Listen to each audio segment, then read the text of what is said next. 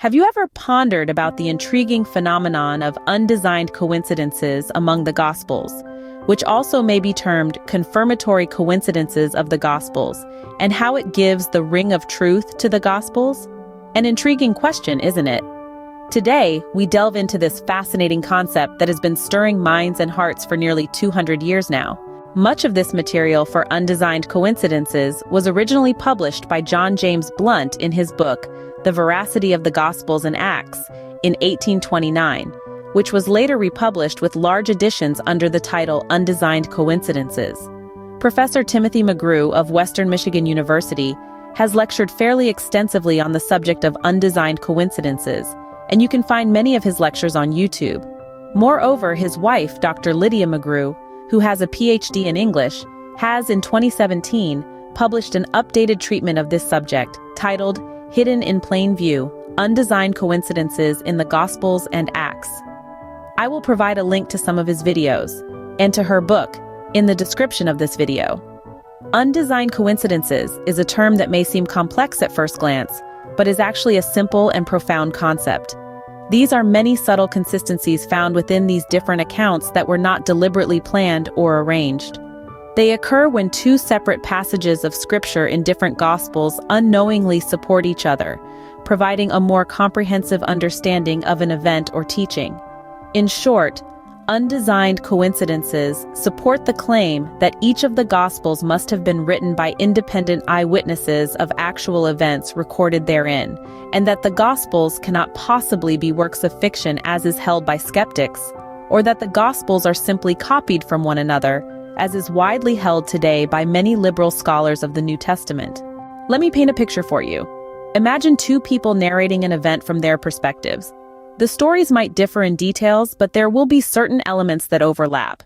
According to J. Warner Wallace, a professional homicide detective in California, it is a hallmark of genuine, independent eyewitness testimony that eyewitnesses will differ on details but will agree on the big picture, and will also be expected to display some instances of undesigned coincidences, where some detail mentioned in passing in one account sheds light on something in a different account. These overlapping elements, which were not intentionally designed, offer a credibility to both stories. This is the essence of undesigned coincidences.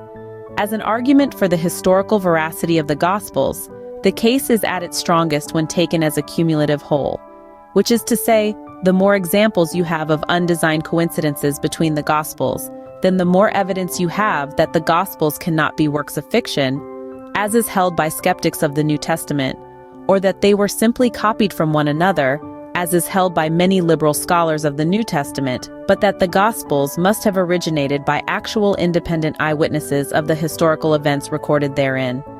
Let's consider one example from the Gospels.